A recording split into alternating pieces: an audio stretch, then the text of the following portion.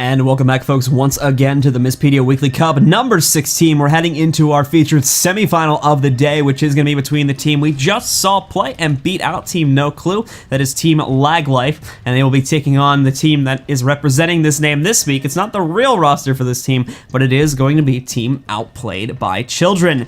This week, Outplayed by Children is going to be played by RAR, as well as Phantoram, Magic Toker, H-Man, and I believe Backpack as well. Indeed, that is going to be who it is. And then, of course, we do have over here on the blue team, as we head into the game cameras now, it is going to be still Mallet or Storm. We have Nedsy, Torrent, Sorrenti, and Spoon Girl. Taking a quick look at the red team, again, as we've already gone over the blue team in the previous round. We've got Raw, who I believe is going to be playing Hambo, 00626, going to play with the Soldier's Amulet. So once again here, very, very tanky indeed, but has still quite a bit of a punch through the use of those intelligence sigils over there. Still going to be pretty much just as potent in terms of damage when those are up and running as the Zerker's Amulet, but overall, of course, we'll have much more less sustain because again, he doesn't have the crit stuff. Oh, sorry, talking a little bit too fast here. This is because he does not have those.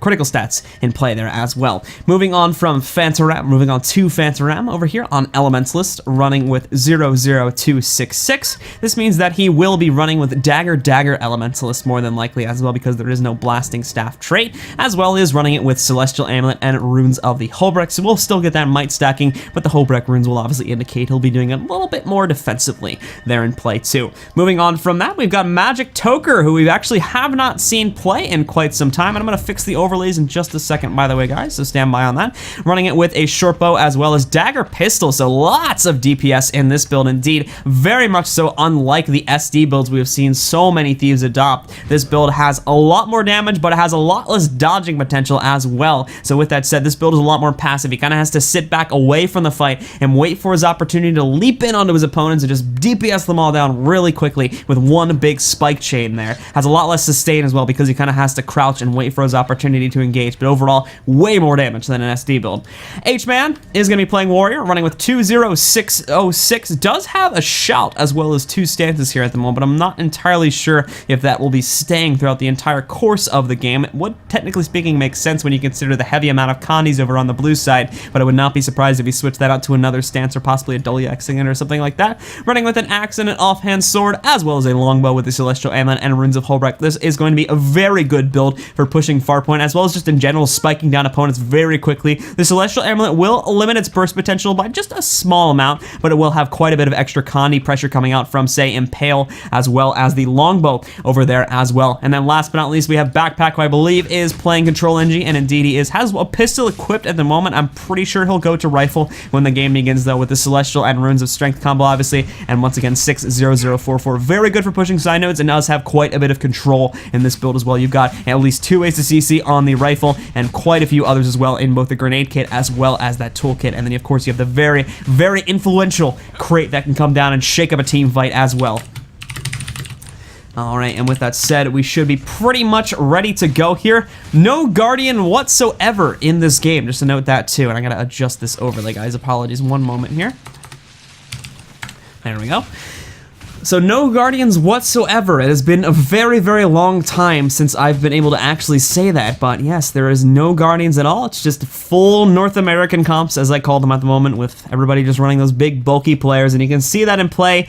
Red team, I think, has a little bit more riskier kind of comp here because they still have the Thief in play, whereas pretty much everyone on the blue team has some sort of bulk to them. They do have this one kind of squishier player in the form of Magic Toker playing on a DP Thief, but overall here still, beyond that, you've got 4 kind of semi-tanky players, Rar being on Hambo, H-Man playing on Eviscerate, Backpack on Control Engie, as well as Phantoram playing DD Celestial there too. So with that said, we're going to kind of see who comes out on top here. It'll very much come down to a lot of smaller 2v2s as well as 3v2s on those nodes. Might see a big team fight here and there as well, but we'll have to see who comes out on top here as the game has now begun. It's Outplayed by Children on the red side, taking on Team LagLife on the blue side. We are on the Temple of the Silent Storm. This is a best of 3 set, so the first team to 2 points moves on. But checking out the opening splits here, we've got 3 guys coming in from the blue team over towards red team territory, but they know where they are, and the stealth is now expired here. Red team is going to come up right behind them here. Phantoram does get hit by a pretty heavy Kandi barrage, kind of on his way into support here, but at the same time, also having Magic Toker on the point, he kind of has to jump directly off that node there due to all this incoming. But look at this, Needs is very low. Magic Toker gonna dive right in and burst the crap out of him. He's gonna go directly into the downstate here right now as well, and Phantom will come in with quite a bit of cleave here to offer on that as well. And probably, again, with all this going on to him, we're not gonna be seeing Needs get back up into play, and this instantly will slow down the blue team's momentum, especially considering that, again, that Condi Spike is very much so required to try and take down some of these guys over here on the red team. Still alive, though, is still Spoon Girl, Torrent, as well as one of the Elementalists, I believe, standing over there in the back, but they are being pushed off the node very, very quickly. Note, too, just how kill-hungry the members from Outplayed by Children are at the moment. They haven't even set anyone back there to capture that yet. They're just focused on knocking them out of play. And now, keep in mind, too, why would they want to do that? Why would they not want to go for the cap? This is Conquest, after all. But when you sit back for a moment and consider that those guys are going to be knocked out of play for 15, 20 seconds. If they take them into the downstate and kind of just leave them off the node, as they've done specifically with Torrent back over there outside of the red team home node, it's actually going to allow more members from Outplayed by Children just to rush over to those nodes without having to worry about more reinforcements coming into play. If they had stayed back and got the cap there, then again, that player still would have escaped and he would have been able to reinforce another node. With him being on the ground, he's not only going to be off a node where they can leave him to bleed out, which will bring his spawn timer from 15 seconds up to 20 to 25 seconds, but at the same time as well, he's not going to be able to reinforce another node, and that'll leave it open for one of their guys to take a 1v1 or just in general get a free cap.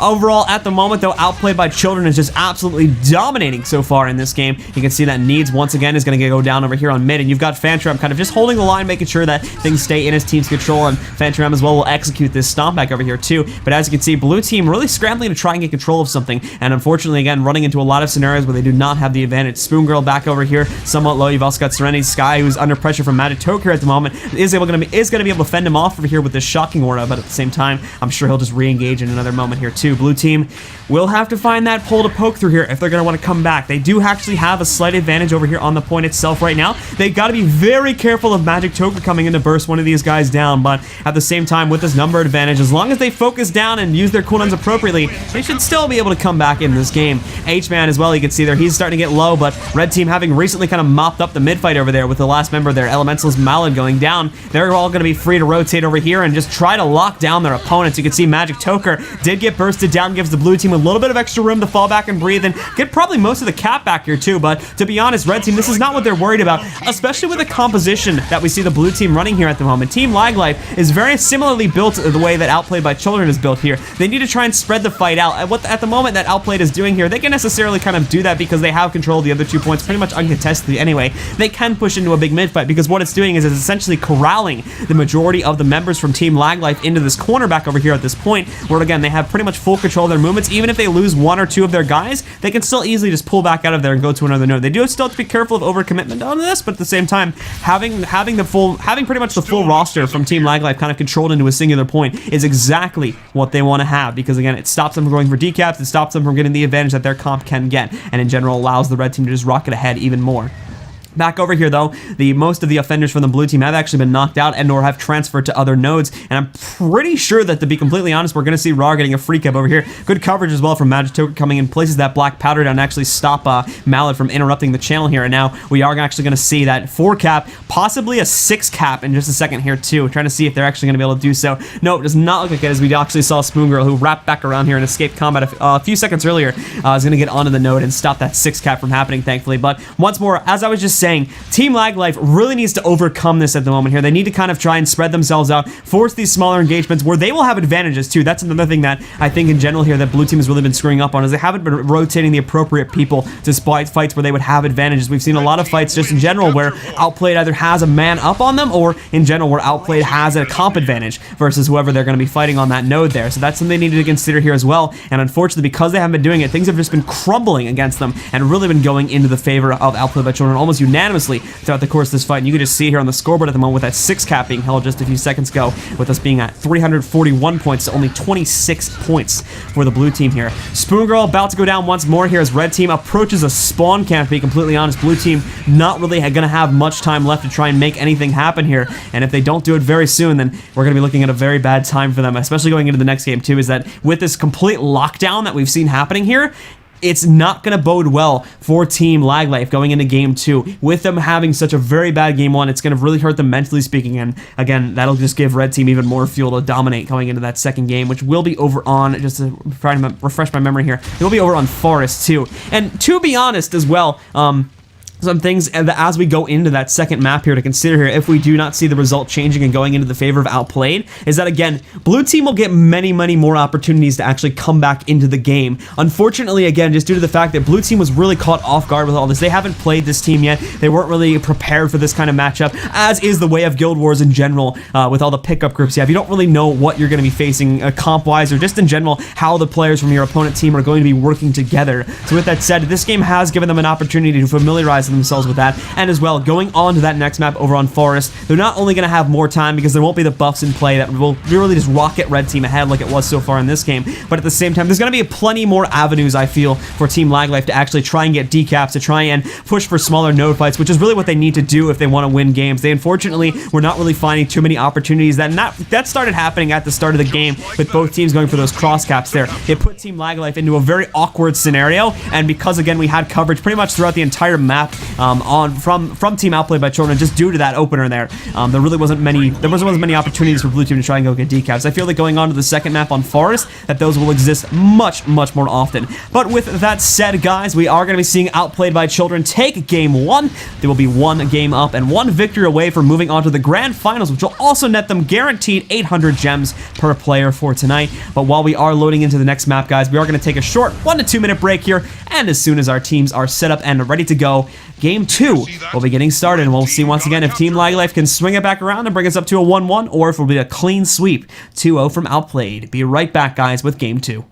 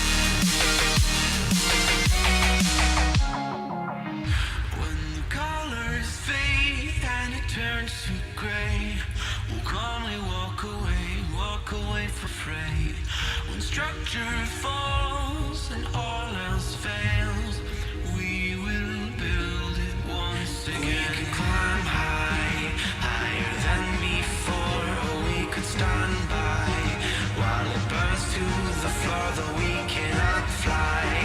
We will build and the wounds will mend as we build it once again.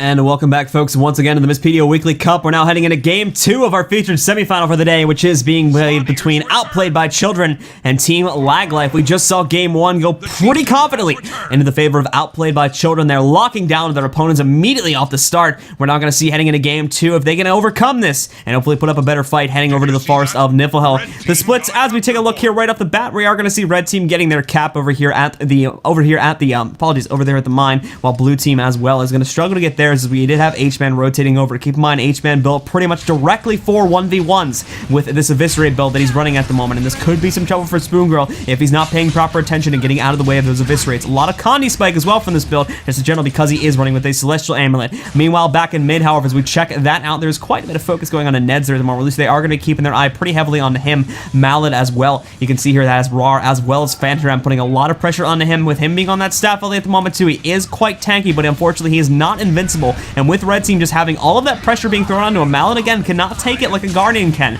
So it may again end up being in some trouble for him if he cannot get out of here soon enough. And as you can see, it is going to throw him into the down state. He thankfully did get himself back up and into play, getting the self-res off there with the glyph, actually, I think. So with that said, he is actually going to be brought back up and into play over here. Serenity Sky, unfortunately, though, is going to get knocked out along with the net needs there. So with that said, red team is going to open up this game strong as well. Spoon Girl to check out how he is doing here at the moment. If I can find him, where's Spoon Girl? Spoon Girl actually ended up moving away from the henge there completely. Not sure if he had died and had to respawn or something. You can tell by the mines on the ground that might have been a pretty high possibility, to be completely honest. But it looks like again that H-Man actually won the 1v1 there and took that. So once more here, red team outplayed by children should be able to take a 2-cap opener and is looking very, very good in this game too. Blue team though is looking pretty, to be completely honest, blue team is looking up this game, because again, the last time they really even struggled to try and get anything going, coming out of the last opener over on Temple. But when you consider what's happening in this game, they are trying to be a little bit more offensive. They're pushing over to their opponent's home node, which again, if that actually works, they will get quite a decent staging ground to try and push onto other nodes. They will obviously have a little bit more pressure coming on them, considering that if their opponent's spawn is located directly over here, so it will give red team a little bit more juice to try and keep a fight going over here. But if they can take it, and again, if they're able to cut off the supply line, basically, it will give them quite a bit of a snowball potential heading over towards middle, or even possibly having one player loop back over towards their own home node. And you can actually see that now.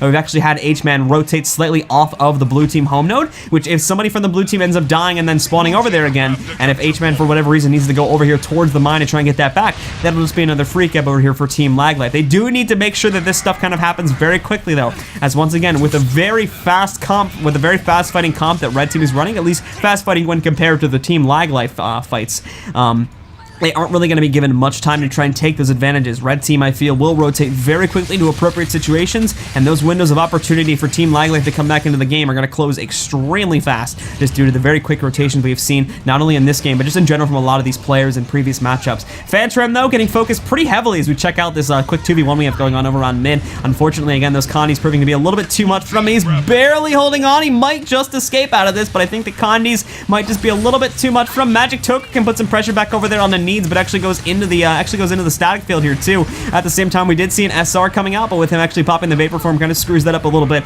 And as well, Magic Toker gonna hit by quite a few colonies, and with that, will actually be forced away from that. And I do think that Phantom is actually still within his stealth here at the moment, and Backpack is now gonna come in here, get the res off. Little to no attempt to stop that, unfortunately. And with that said, Phantom's gonna get right back up. Blue team with weird rotations here too. Actually almost gave up their cap back on mid. Might actually give up their cap here, and indeed that'll be the case. Ooh, a little bit messy over there by the blue team, but regardless, they did actually need to get some guys back over here to the mansion so I can, or to the windmill, not windmill, wow, to the mine, so I can kind of see why they needed to get their guys over here. Spoon Girl as well as Needs kind of needed to get over here in a bit of an emergency situation, as we did see Serenity Sky get bursted down fairly quickly by Magic Toker, Rar, and H-Man back over here at the mine point. So at the same time though, because they had to rotate so quickly over to here, they did end up losing their mid fight. In retrospect, this might have not been the best option for Team LagLife, because again, you consider that one of their guys had already gone down. Red team was probably prepping for more incomings anyway, so it might have just been a better decision to try and stick on mid, where you had that huge numbers advantage against Phantom and whoever else might have been there at the time from Team LagLife. It might have just been better to try and fight that there, as again, they already had that cap stabilized, and it was their cap too.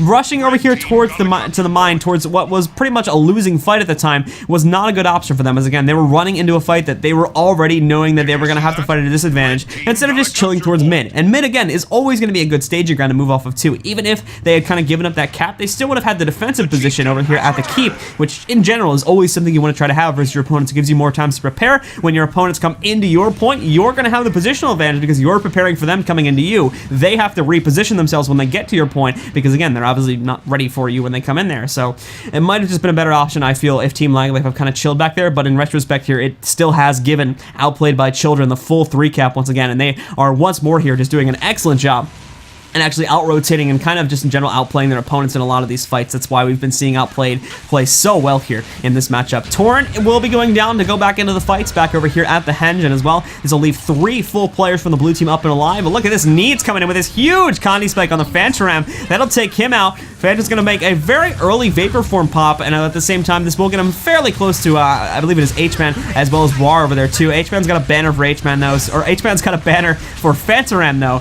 and that will actually get Phantom ends up back up pretty quickly, allow him to keep playing, and once again, just keep the red team at full strength as they continue onward to try and stop any blue team momentum from being put onto the board here. Malad goes down back over at the henge here. He should get taken out in just a few seconds as well. You've got Serenity Sky down here too, and this is just a feast for the red team as they knock out player after player after player. Blue team just struggling so hard to try and find an opportunity to take. They will again, just due to the fact that red team in a bit of a greedy move over-rotated back over here to the hedge, and they didn't rotate off of it quickly enough to where they could actually reinforce themselves back over at their home node. This will allow Torrent to get a momentary cap. You've already got Backpack coming in here. Ooh, eats that pull there too, and already 5 stacks confusion. So Torrent starting off this fight in already a bad position there. We'll have to be very careful with that indeed. You've got back over here, Rara's kind of holding some guys on the beach too. Red team having that very good positioning there too. Just to note that again, Malad will go...